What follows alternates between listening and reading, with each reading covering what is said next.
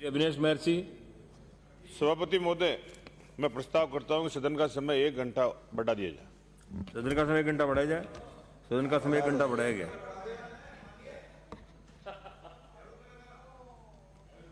माननीय सभापति महोदय, राजस्थान विधियां द्वितीय संशोधन विधेयक 2021 पर मुझे बोलने का मौका दिया, आपका बहुत बहुत आभार।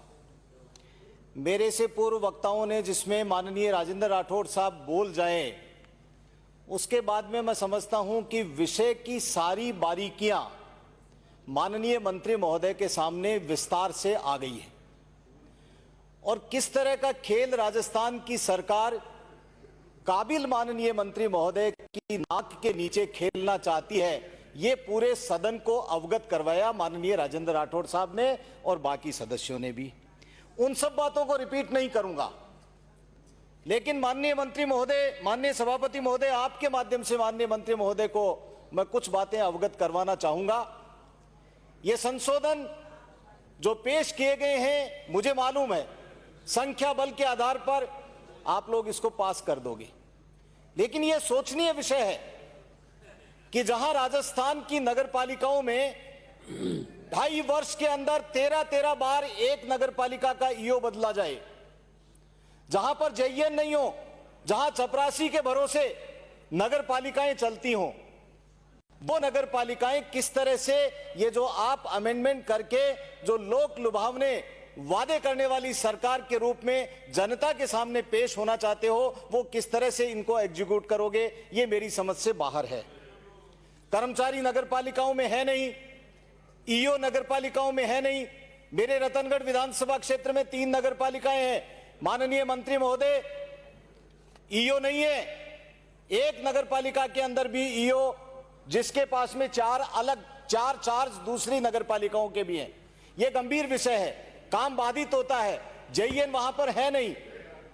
छापर के अंदर एक चपरासी के भरोसे नगरपालिका चल रही है, ये हालात हैं। तो जब तक कर्मचारी होकर लगा करके व्यवस्थित रूप से काम नहीं होगा, तब तक जो आपकी मानसिकता है, जिसके अंदर आप चाहते हैं कि जनता को पट्टे दिए जाएं, जनता बहुत लंबित कार्यों के लिए इंतजार कर रही है, वो आपने कैंप के माध्यम से उनकी समस्याओं को दूर करने का जो एक मानस बनाया है, वो एग्जीक्यूट नहीं हो सकेगा। नगरपालिकाओं में भ्रष्टाचार की बात करें, मैं माननीय कलेक्टर महोदय से लेकर सभी लोगों को, डायरेक्टर महोदय तक, मैं पहले आगाह कर चुका था कि नगरपालिकाओं में नालों की सफाई नहीं हो रही है प्रॉपर, और नालों की सफाई नहीं होने के कारण जैसे ही बरसात होगी पूरा शहर डूब जाएगा, बाजार डूब जाएगा। मैं सदन के माध्यम से निवेदन करना चाहता हूं माननीय मंत्री महोदय कि नगरपालिका ने रतनगढ़ हो चाहे राजलदेसर हो, नालों की सफाई करवाई नहीं। गेनानी के ऊपर लोगों ने कब्जे कर लिए, गेनानियों की सफाई हुई नहीं। सफाई के नाम पर भ्रष्टाचार में तो आकंठ डूब गई, सफाई के नाम पर पैसा तो बहुत उठा लिया गया, लेकिन उनकी नजर नगरपालिका के चेयरमैन और बाकी जो लोग थे, उनकी नजरें सिर्फ ये रही कि कहां पर कोई निर्माण कार्य शुरू करे और वहां से कितना पैसा हम लेकर के। दावे के साथ मैं कहता हूं, जिम्मेदारी के साथ मैं कहता हूं कि इस तरह का मेरे विधानसभा क्षेत्र की दोनों नगरपालिकाओं के अंदर खुला खेला जा रहा है। और आज हालात ये है, आज भी बरसात हुई, बरसात के अंदर लोगों का निकलना दूभर हो गया और बाजार के अंदर लाखों करोड़ों रुपए का नुकसान हुआ है। ये हालात नगरपालिका की अकर्मण्यता के कारण हुआ है।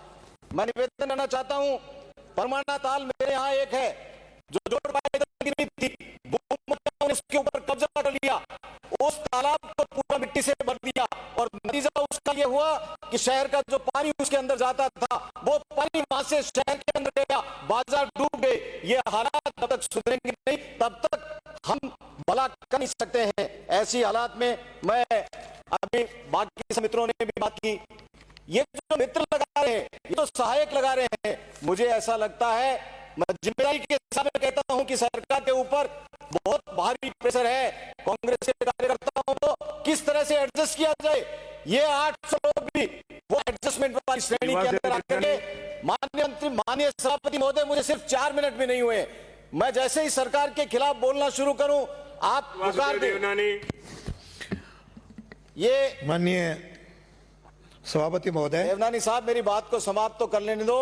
समाप्त होगी बात आपकी। मैं जनमत प्रचारित करने के लिए सरकार के खिलाफ बोलो बिराजी, और राजेंद्र अंकित नहीं पारिक होगा। साहब माननीय सभापति महोदय बिराजी बंद कर देते हैं। प्लीज सेव करें बिराजी आप। माननीय सभापति महोदय, हम बैठ जरूर जाएंगे, पालना करेंगे, लेकिन इस तरह से विपक्ष के लोगों की आवाज को दबा करके आप राजस्थान की जनता की आवाज को दबा नहीं सकते हैं।